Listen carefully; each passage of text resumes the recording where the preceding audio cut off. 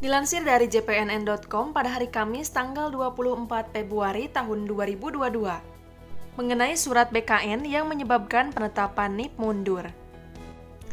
Di sini disebutkan bahwa Surat Badan Kepegawaian Negara atau BKN tentang penambahan syarat pengusulan penetapan NIP P3K tahun 2021 terbukti berdampak signifikan. Dengan adanya surat BKN tertanggal 14 Februari tahun 2022 itu, sejumlah daerah mengundurkan jadwal penyerahan SK P3K. Demikian juga dengan pengusulan penetapan NIP P3K. Ketum DPP Forum Honorer Non-Kategori 2 Indonesia atau PHNK 2I, Raden Sutopo Yuwono mengungkapkan dari laporan yang diterimanya, rata-rata daerah mengundurkan jadwal kontrak kerja penyerahan SK dan pengusulan penetapan NIP P3K. Yang sudah tanda tangan kontrak, diundur penyerahan SK, yang baru mau teken kontrak juga diundur, apalagi baru mengusulkan penetapan NIP P3K. Begitu tutur Sutopo kepada jpnn.com pada hari Kamis tanggal 24 Februari. Sutopo menambahkan usulan penetapan NIP P3K yang sudah masuk BKN pun harus diproses kembali, karena disesuaikan dengan persyaratan BKN, yakni menambahkan surat pernyataan tanggung jawab mutlak atau SPJTM yang harus diteken oleh pejabat pembina kepegawaian atau PPK. Ketua PHNK 2I Kota Kediri Muhammad Badrul Munir mengungkapkan kondisi terkini di wilayahnya.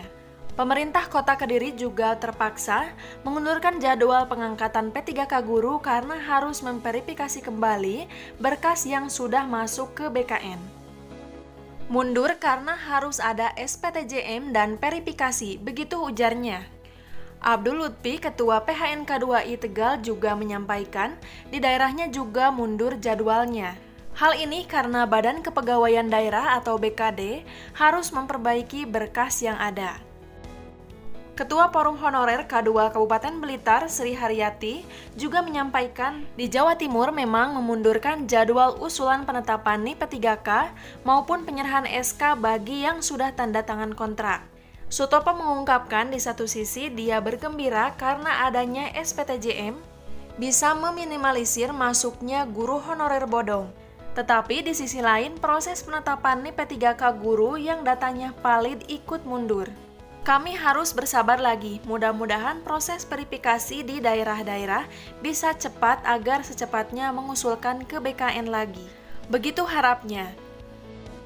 BKN menerbitkan surat terbarunya terkait usulan penetapan NIP P3K. Surat tersebut bernomor 3132-B, strip MP.02-SD-D-2022. Tertanggal 14 Februari tahun 2022, ini ditandatangani oleh Deputi Bidang Mutasi Kepegawaian BKN Aris Windianto. Surat tersebut ditunjukkan kepada para PPK instansi pusat dan daerah. Adapun inti dari surat tersebut adalah setiap pelamar yang melamar pada jabatan fungsional dalam pengadaan P3K wajib memiliki pengalaman sebagai berikut. Poin A, paling sedikit 3 tahun di bidang kerja yang relevan dengan jabatan fungsional yang dilamar untuk jenjang pemula, terampil dan ahli pertama. Poin B, paling sedikit 5 tahun di bidang kerja yang relevan dengan jabatan fungsional yang dilamar untuk jenjang mahir, penyedia ahli muda dan ahli madya pemula, terampil dan ahli pertama.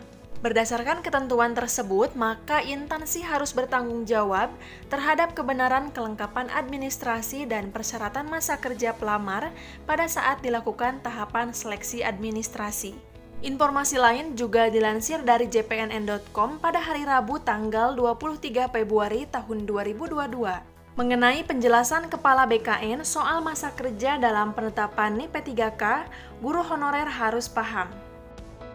Badan Kepegawaian Negara atau BKN merevisi persyaratan pengusulan penetapan NIP P3K tahun 2021.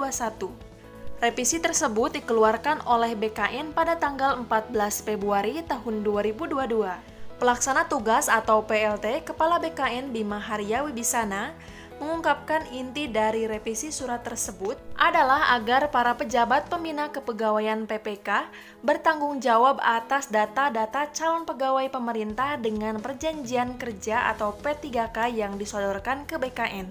Di sini yang harus rekan-rekan cermati yaitu inti dari revisi surat tersebut.